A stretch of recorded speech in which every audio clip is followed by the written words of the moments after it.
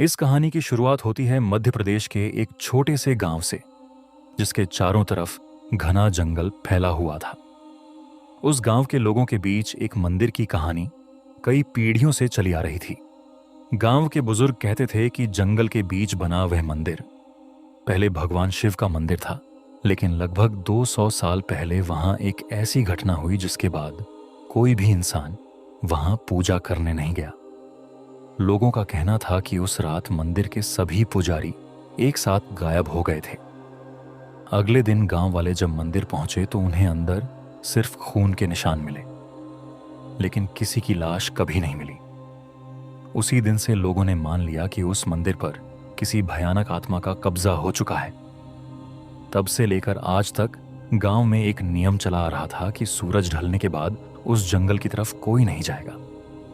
उसी गांव में अर्जुन अपने 4 दोस्तों विवेक, रवि, संदीप और मोहन के साथ छुट्टियां बिताने आया था।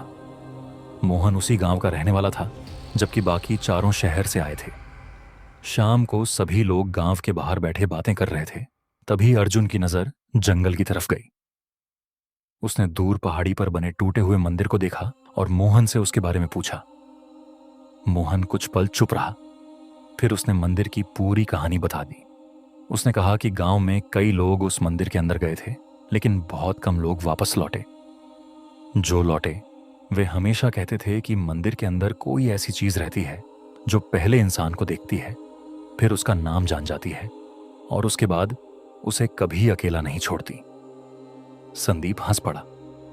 उसने कहा कि यह सब सिर्फ लोगों को डराने के लिए बनाई गई कहानियां हैं। रवि ने भी उसका साथ दिया और बोला कि अगर सच में वहां भूत है तो वह अपने कैमरे में उसे रिकॉर्ड करके पूरे इंटरनेट पर डाल देगा। अर्जुन भी उनकी बात से सहमत था, लेकिन मोहन के चेहरे पर डर साफ दिखाई दे रहा था। उसने साफ मना कर दिया कि वह उस मंदिर में कभी नहीं जाएगा। अगली सुबह संदीप ने सबको जंगल चलने के लिए मना लिया। काफी समझाने के बाद मोहन भी उनके साथ चल पड़ा। लगभग 1.5 घंटे तक घने जंगल से गुजरने के बाद वे आखिर उस पुराने मंदिर के सामने पहुंच गए। मंदिर पूरी तरह टूटा हुआ था। पत्थरों पर काई जम चुकी थी और जगह जगह पेड़ों की जड़ें दीवारों के अंदर तक घुस गई थीं। सबसे अजीब बात यह थी कि पूरे जंगल में पक्षियों की आवाज आ रही थी, लेकिन मंदिर के आसपास पहुंचते ही अचानक सब कुछ शांत हो गया। ऐसा लग रहा था जैसे उस जगह के आसपास कोई भी जीवित चीज आने की हिम्मत नहीं करती। रवि ने कैमरा चालू किया और मंदिर के अंदर जाने लगा। जैसे ही पांचों ने मंदिर की पहली सीढ़ी पार की, अंदर से ठंडी हवा का तेज झोंका निकला, जबकि बाहर बिल्कुल हवा नहीं चल रही थी। मंदिर के बीचों बीच एक टूटा हुआ शिवलिंग पड़ा था और उसके पीछे एक बड़ा अंधेरा कमरा दिखाई दे रहा था।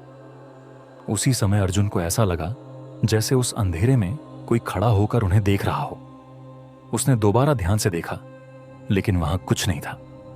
कुछ मिनट बाद रवि ने कैमरा बंद किया और सबको वापस चलने के लिए कहा। पांचों जैसे ही मंदिर से बाहर निकले, मोहन अचानक रुक गया। उसका चेहरा डर से सफेद पड़ चुका था। उसने कांपते हुए जमीन की तरफ इशारा किया। गीली मिट्टी पर साफ साफ पैरों के निशान बने हुए थे। अर्जुन ने गिनना शुरू किया। 1, 2, 3, 4, 5। फिर उसने दोबारा गिना। इस बार निशान 6 थे।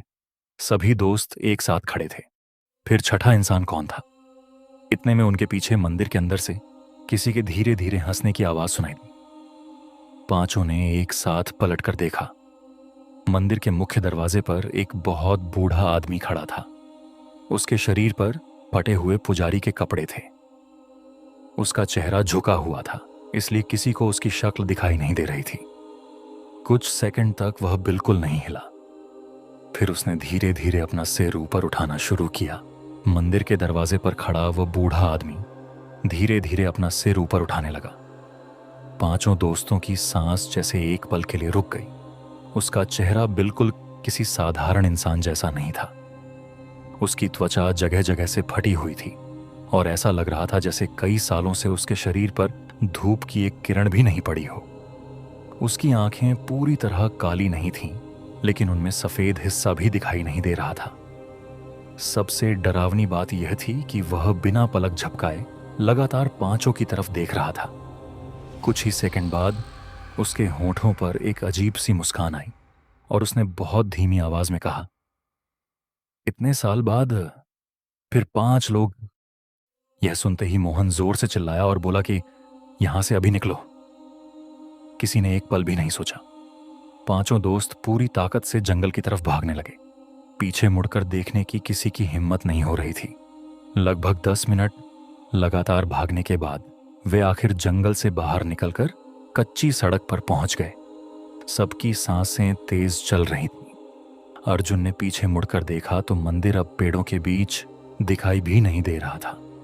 उसे लगा कि अब सब खत्म हो गया है, लेकिन तभी रवि ने अपना कैमरा निकाला और कहा कि शायद उस बूढ़े आदमी की रिकॉर्डिंग कैमरे में आ गई हो।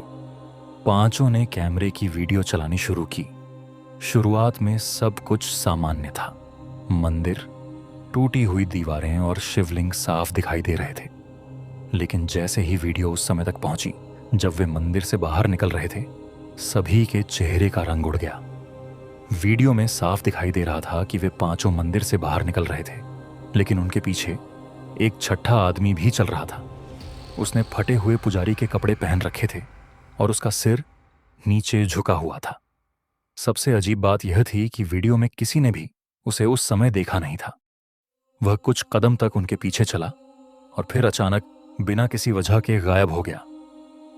रवि ने कांपते हाथों से वीडियो दोबारा चलाई, लेकिन इस बार आखिरी हिस्सा अपने आप बदल गया।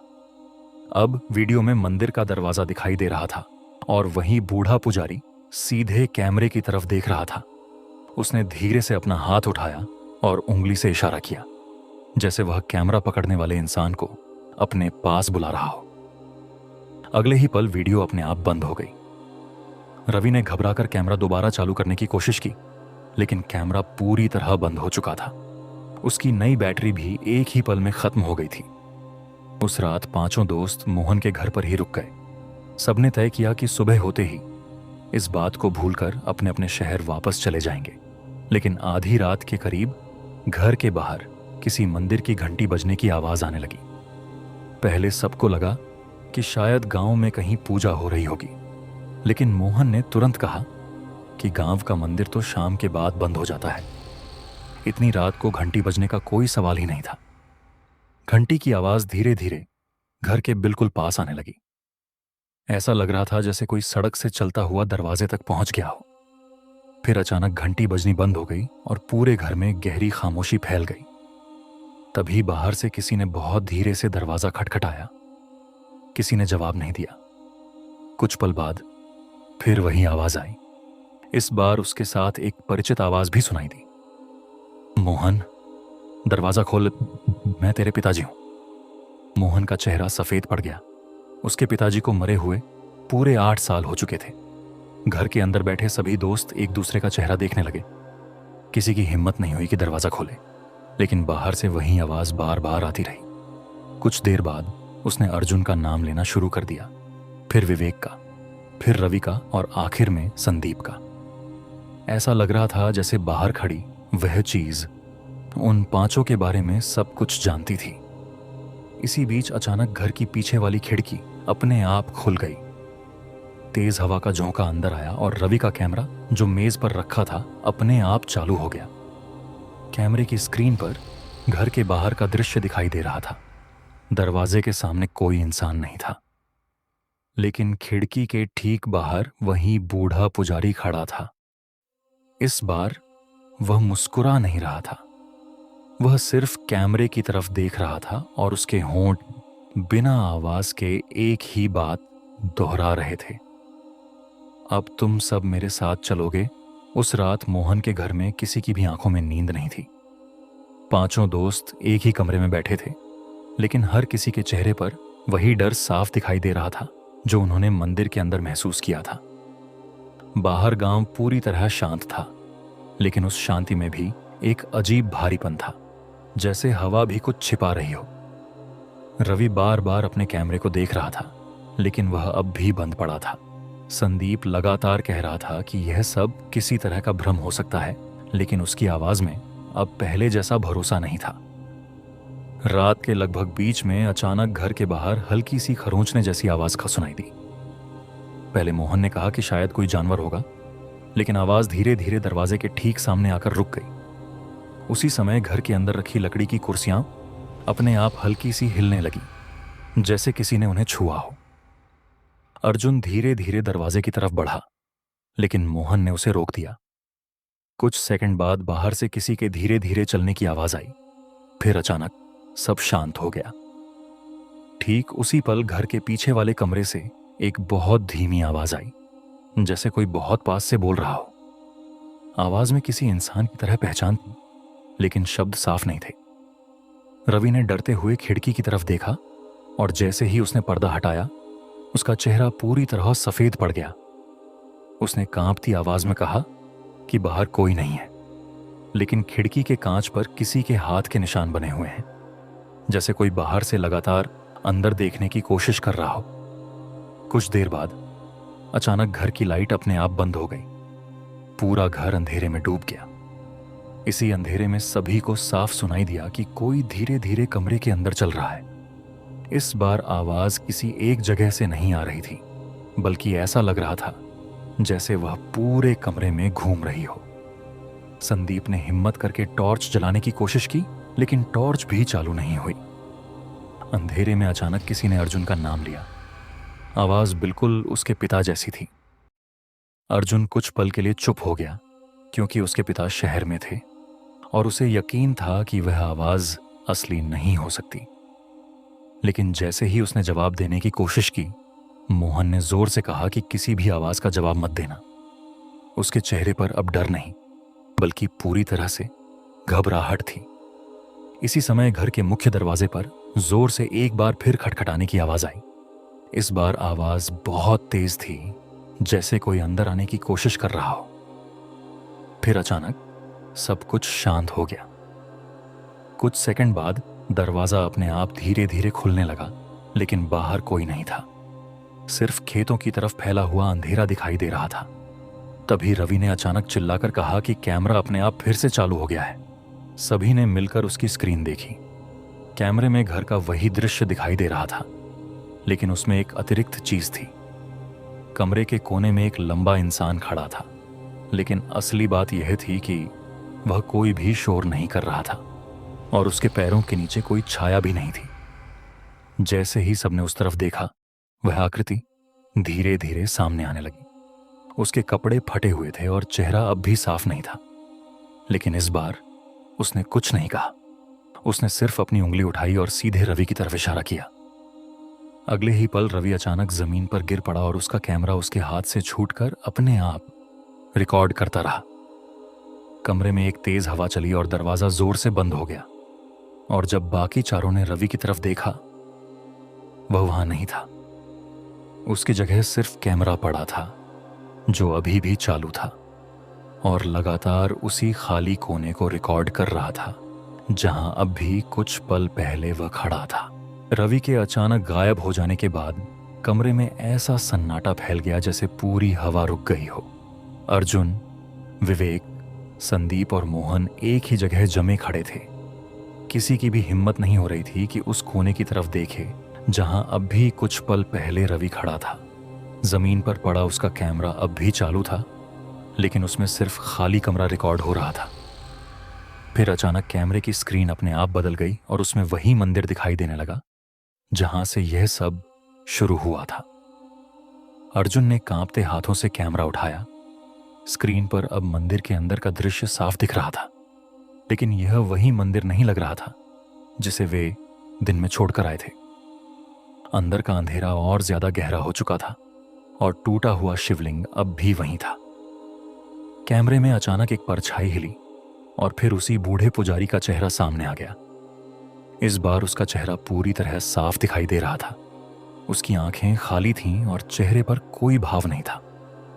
उसने बहुत धीमी आवाज में कहा, 5 आए थे, 1 ले लिया, अब बाकी बचे हुए भी यहीं रहेंगे। यह सुनते ही मोहन ने जोर से कहा कि अब समय खत्म हो रहा है और अगर वे अभी नहीं निकले तो कभी नहीं निकल पाएंगे। चारों बिना देर किए घर से बाहर भागे, लेकिन जैसे ही उन्होंने दरवाजा पार किया, उन्हें समझ आया कि गांव अब पहले जैसा नहीं रहा।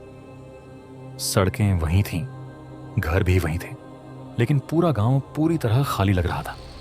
कहीं कोई आवाज नहीं थी, ना लोग ना जानवर, सिर्फ एक अजीब सी खामोशी। विवेक ने पीछे मुड़कर देखा और तुरंत रुक गया। गांव के आखिरी छोर पर वही मंदिर दिखाई दे रहा था, लेकिन इस बार वह टूटा हुआ नहीं था। वह पूरा खड़ा था, जैसे किसी ने उसे फिर से बना दिया हो। मंदिर के अंदर से हल्की घंटी की आवाज आ रही थी, वही आवाज जो उन्होंने पहली बार जंगल में सुनी थी। अर्जुन को अचानक महसूस हुआ कि उनके पैरों के नीचे की जमीन धीरे धीरे बदल रही है। जिस रास्ते से वे भाग रहे थे वह अब वापस मंदिर की तरफ मुड़ने लगा था। चाहे वे किसी भी दिशा में जाएं, रास्ता उन्हें उसी जगह वापस ले जा रहा था। मोहन ने डरते हुए कहा कि अब वे मंदिर की सीमा के अंदर आ चुके हैं और यहां से निकलना इंसान के बस में नहीं है। तभी दूर मंदिर के दरवाजे पर वह बूढ़ा पुजारी फिर दिखाई दिया। इस बार वह अकेला नहीं था, उसके पीछे 5 परछाइयां खड़ी थीं। वे पांचों बिल्कुल उनके जैसे दिख रहे थे, जैसे किसी ने उनके ही रूप को पकड़ लिया हो। संदीप ने उन्हें देखते ही कहा कि यह असंभव है, लेकिन तभी उन परछाइयों ने एक साथ कदम आगे बढ़ाया और धीरे धीरे असली चारों की तरफ आने लगी। अर्जुन ने पहली बार साफ समझा कि वह चीज सिर्फ मारती नहीं थी, बल्कि लोगों को अपने अंदर जगह देती थी। जो एक बार मंदिर के अंदर गया, उसका हिस्सा बनकर वहीं रह जाता था। रवि पहले ही उसी का हिस्सा बन चुका था। मोहन ने अचानक एक पुरानी रस्सी निकाली और कहा कि उसके दादा ने बताया था कि मंदिर की सीमा तोड़ने के लिए एक आखिरी रास्ता होता है। अगर कोई इंसान अपनी ही परछाई को मंदिर के अंदर छोड़ दे तो वह बाहर निकल सकता है, लेकिन उसकी यादों का एक हिस्सा वहीं रह जाएगा। यह सुनकर सभी समझ गए कि यह आसान नहीं होगा। पीछे से कदमों की आवाज और तेज हो गई। परछाइयां अब बहुत करीब आ चुकी थीं। विवेक सबसे पहले पीछे मुड़ा और उसने अपनी परछाई को रोकने की कोशिश की, लेकिन अगले ही पल वह परछाई उसके शरीर से अलग हो गई और उसे अंदर खींच ले गई। उसका चीखना कुछ सेकंड तक गूंजा और फिर सब शांत हो गया। अब सिर्फ अर्जुन, संदीप और मोहन बचे थे। मंदिर की घंटी की आवाज अब उनके बिल्कुल पास थी। अर्जुन ने आखिरी बार पीछे देखा और समझ गया कि अगर अब नहीं भागे तो सब खत्म हो जाएगा। तीनों ने एक साथ दौड़ लगाई और जैसे ही मंदिर की आखिरी सीमा पार की, अचानक सब कुछ थम गया। अगली सुबह गांव के कुछ लोग लौटे। जहां रात तक 5 लोग मौजूद थे, वहां सिर्फ 3 लोग थे। अर्जुन, संदीप और मोहन चुपचाप बैठे थे। रवि और विवेक का नाम कोई याद नहीं कर पा रहा था, जैसे उनकी मौजूदगी कभी थी ही नहीं। लेकिन उस रात के बाद अर्जुन ने कभी चैन की नींद नहीं ली। उसे हमेशा लगता था कि कोई उसके पीछे खड़ा है, बस उसकी परछाई थोड़ी देर से चलती है।